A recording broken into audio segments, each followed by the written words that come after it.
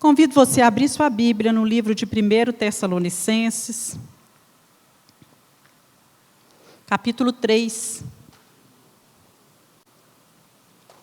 versículo 1 a 13.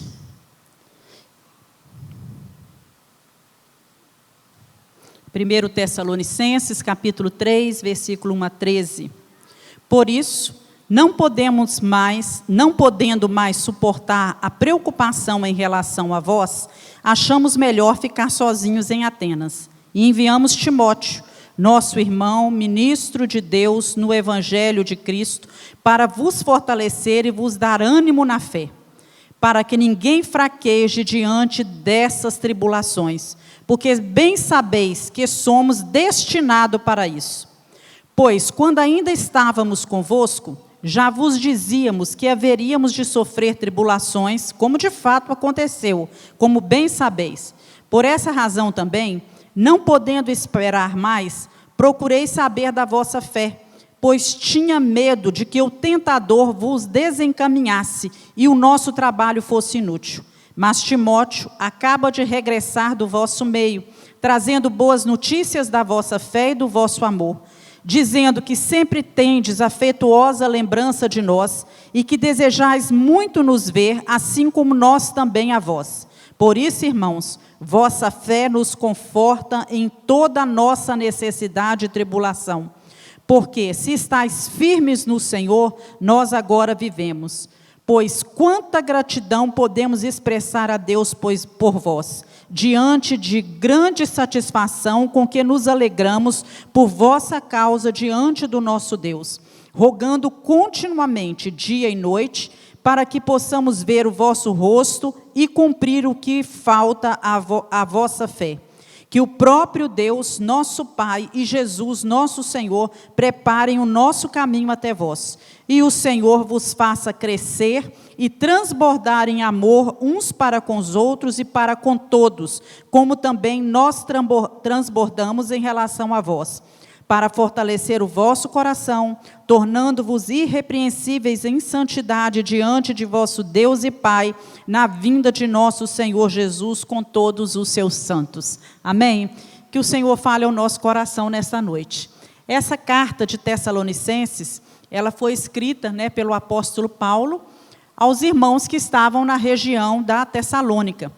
Paulo, ele tinha saído anteriormente às pressas da cidade, ali de Tessalônica, por causa da perseguição, da agitação social que tinha sido provocada pelos judeus e pelos gentios.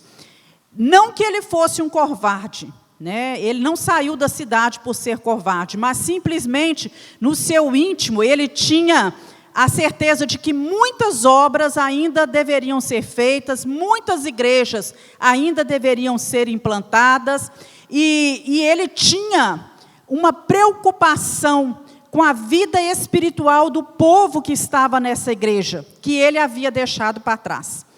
E como ele, agora de longe, poderia ajudar a esse povo a ficar firme nos tempos de tribulação.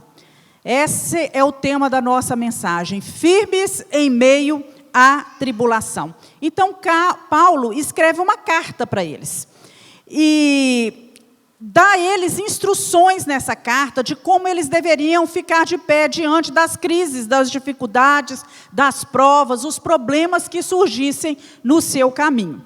O coração de Paulo era, na verdade, um coração de pastor.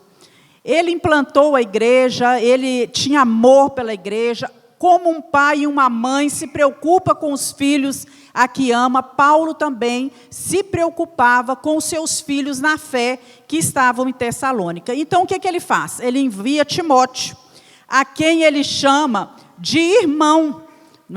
Timóteo era alguém que se colocava debaixo da autoridade de Paulo.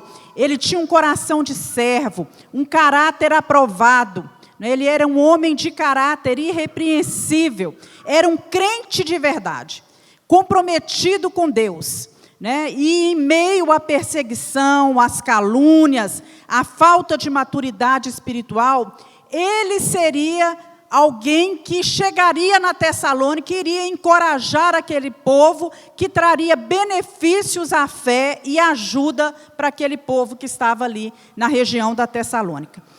Ele sempre pensou, em todas as ocasiões, Paulo sempre pensava na vida da igreja, dos irmãos, mais do que em si mesmo.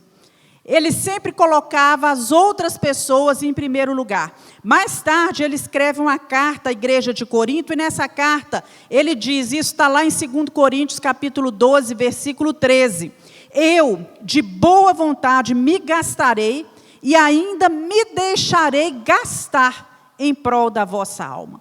Tamanho era o amor que Paulo tinha pelas almas que ele havia ganho com o seu coração de pastor. E Timóteo vai, né? E antes de Paulo falar aí dos dons, das habilidades de Timóteo, ele acentua claramente para nós que ele era um crente, uma pessoa que era membro da família de Deus, que ele tinha uma mentalidade mesmo de servo.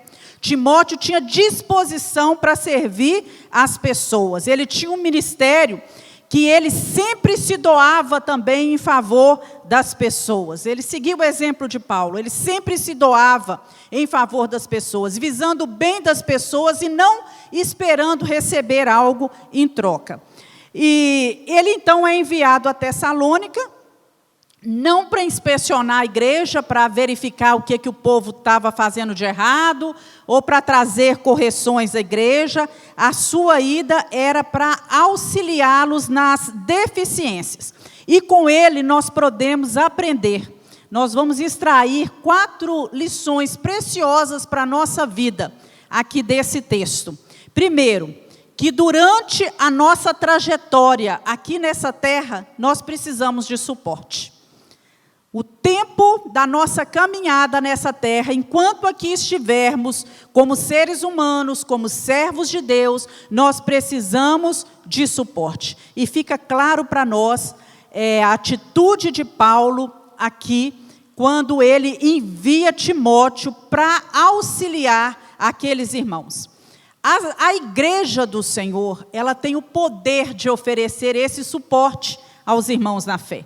Lá em Colossenses 3:13 diz, suportai-vos uns aos outros. E aqui lá no original, não é suportar, querendo dizer que há chatura, há dificuldades nos outros, não. É dar suporte, amparem, acolham, recebam, né, tratem bem, estejam juntos, sejam um suporte para as pessoas. E nós precisamos, meus irmãos, não é de muletas, nem de cadeiras de roda, nem de pessoas que vão ficar nos dizendo o que fazer o tempo inteiro, tomando decisões por nós, pelas nossas vidas. Não precisamos ser um robô nas mãos dos homens, né? Mas nós precisamos de gente séria, comprometida com a palavra de Deus, de gente madura, gente que tem palavras encorajadoras, confortadoras, gente que tem capacidade de nos instruir na verdade, de nos corrigir em amor quando nós precisamos,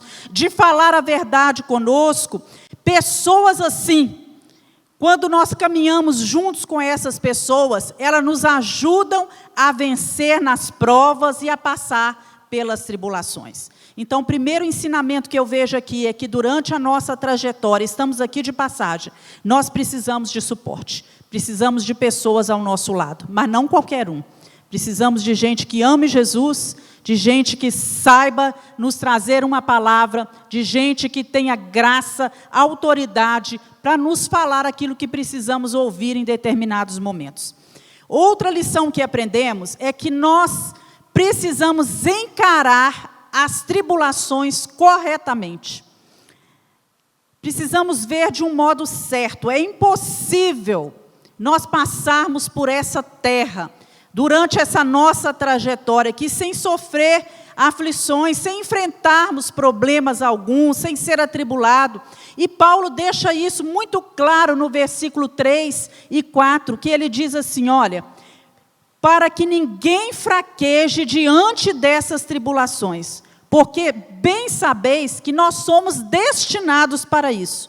Pois quando ainda estávamos convosco, já vos dizíamos que haveríamos de sofrer tribulações, como de fato aconteceu, como vós bem sabeis. Então Paulo já tinha dito àquelas pessoas, Jesus também já deixou registrado na sua palavra que teríamos aflições, tribulações nesse mundo. Então nós precisamos entender de uma vez por toda que as aflições, elas fazem parte dos planos de Deus.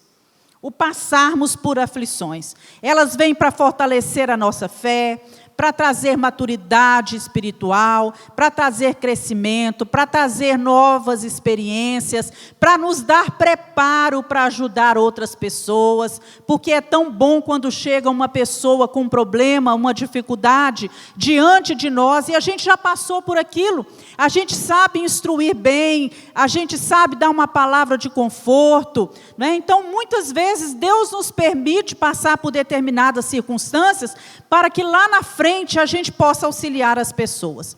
Então, se nós enfrentarmos as tribulações, os problemas dessa vida, sob a perspectiva que está aqui na palavra de Deus, nós vamos viver mais tranquilos, nós vamos viver em paz. Não vai haver sobre nós angústia, não vai haver desânimo, a nossa mente não vai ficar perturbada, não vamos nos entristecer. Nós vamos, sim, viver apesar das tribulações, né? Ainda que a figueira não floresça como nós cantamos, ainda que não haja fruto na vide, ainda assim eu me alegrarei no Deus da minha salvação.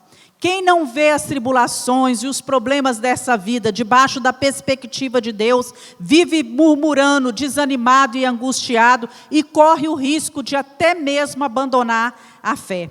Tribulações fazem parte da agenda de Deus, visam o nosso fortalecimento e o crescimento da nossa fé.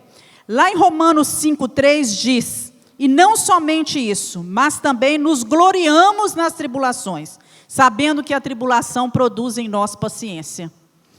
Lá em 2 Timóteo 3,12, e também todos os que piamente querem viver em Cristo Jesus, padecerão perseguições. Então Paulo se preocupava com os tessalonicenses, eles eram novos convertidos, e o inimigo estava tentando afastar aquele povo da fé.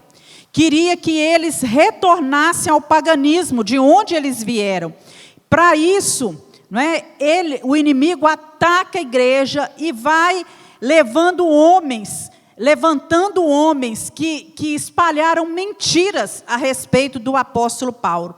Eles tentaram manchar a imagem de Paulo diante daquelas pessoas as quais Paulo tinha sido tão bom, tinha conduzido à fé, tinha conduzido ao caminho do Senhor. Ameaçaram o povo que falava em nome de Jesus, usaram a lei, a autoridade civil contra a igreja, caso eles continuassem a adorar e a falar de Jesus. O mundo hoje caminha para isso. E nós devemos esperar sofrer por amor a Cristo. Não devemos estranhar as tribulações, perseguições que vierem sobre nós, problemas, mas considerar isso como parte, como algo normal na nossa vida cristã, pois nós estamos no mundo, mas não somos do mundo, como a própria palavra diz, né?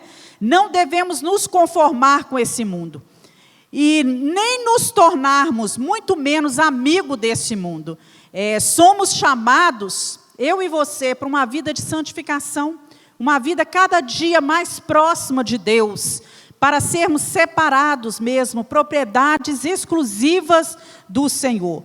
A minha vida e a sua vida devem denunciar o pecado, né? O que nós vemos hoje é a igreja que foi chamada para ser separada do mundo, muitas vezes se envolvendo cada vez mais com o mundo, achando que tudo é normal, invertendo valores, invertendo princípios, não se posicionando para viver uma vida de obediência e santidade como o Senhor realmente quer. O verbo inquietar, que é trazido aqui no versículo 3, né?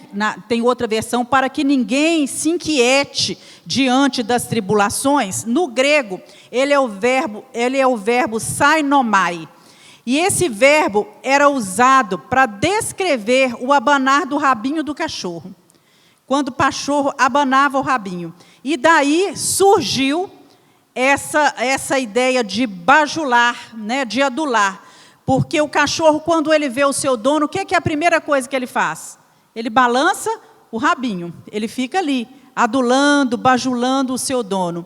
Então, a ideia é que o inimigo da nossa alma, ele está sempre ao nosso redor, nos lisonjeando, tentando fazer com que a gente se desvie dos propósitos de Deus para a nossa vida. Ele tem estratégia para nos persuadir a abandonar a nossa fé. Então, nas provações, Deus tem como meta nos fortalecer, nos amadurecer. Mas o inimigo, a meta dele é enfraquecer a nossa fé e nos destruir. Roubar a nossa paz, a nossa alegria, né? Então, ele vem como um cão, que abana o rabinho, a sua cauda, muitas vezes dizendo, eu sou seu amigo, brinca comigo, me leva para passear, me deixa andar junto, não é? E ele é mais perigoso quando ele está bajulando do que quando ele mostra a sua ira. Porque quando ele mostra verdadeiramente a sua ira, todo mundo fica o quê? Precavido, né? Todo mundo já sabe o que fazer. Mas quando ele está ali, né, disfarçado, bajulando, agradando, nos entorpecendo com as coisas deste mundo, ele consegue nos enganar facilmente. Então, nós devemos tomar cuidado, né, com o mundo abanando o rabinho para nós, querendo nos chamar, nos envolver, nos bajular, nos trazer para o seu lado, nos chamando para brincar. Isso pode ser uma cilada para enfraquecer a nossa fé, a nossa dependência de Deus, a nossa confiança no Senhor e assim nos destruir.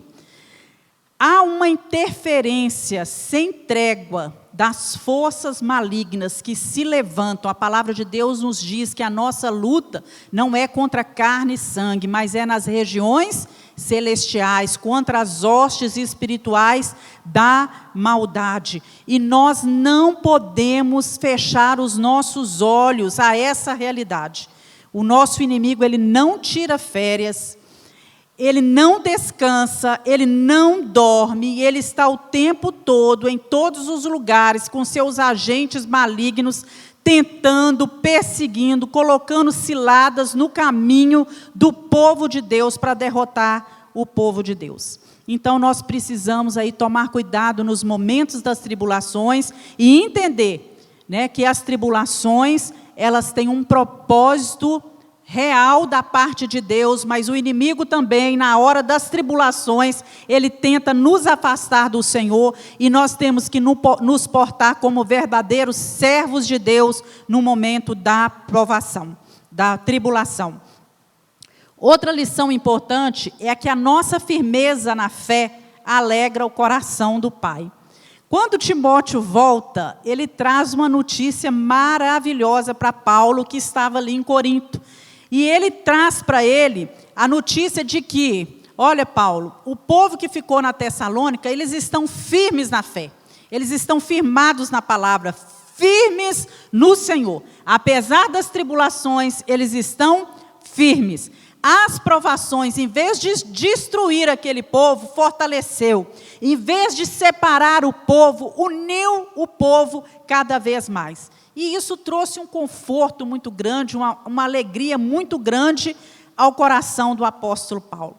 Nós que somos pais, né, o nosso coração se alegra quando recebe boas notícias dos filhos. Não é assim conosco? Nós nos alegramos, né? E não há alegria maior para um pai saber que os filhos andam no caminho da verdade. É a maior alegria para um pai. Traz alegria quando eles tiram boas notas, traz alegrias quando eles passam em alguns concursos, quando eles recebem elogios, quando eles são destaque em algum esporte, né? Quando eles recebem um diploma, quando eles casam, quando eles têm filho, quando eles têm sucesso financeiro, quando tudo está bem na vida deles. Mas nada traz maior alegria para nós do que um filho na presença do Senhor. E Paulo se alegra sobremaneira quando ouve falar que os seus filhos na fé estavam firmes na verdade, os seus filhos estavam ali firmados no Senhor, apesar da tribulação. E a maior alegria também de um pastor, né? Nós colocamos Paulo aqui como um pastor, e eu creio que todos os outros pastores também, é essa, ver que a sua ovelha, aqueles a quem ele discipula, apesar das tribulações, dos momentos difíceis da vida, ele está firme na fé. Ele não desiste, ele não abre mão das suas crenças, ele não cede às bajulações do inimigo. Isso dá ânimo, dá forças para o pastor, dá forças para o pai progredir.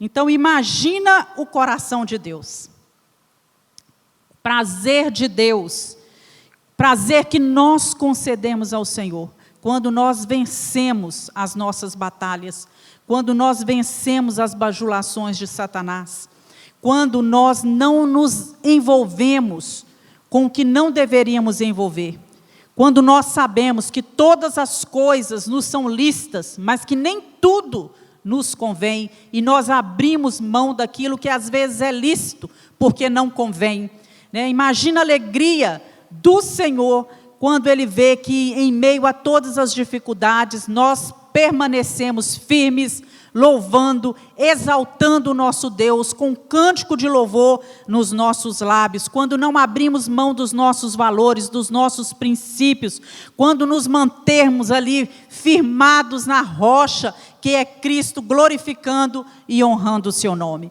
Então, essa firmeza na fé, assim como alegrou o coração de Paulo, a nossa firmeza na fé também alegra o coração do nosso Pai Celestial. E a última lição que eu gostaria de compartilhar com vocês é que a oração nos fortalece nas tribulações, nos momentos de tribulações.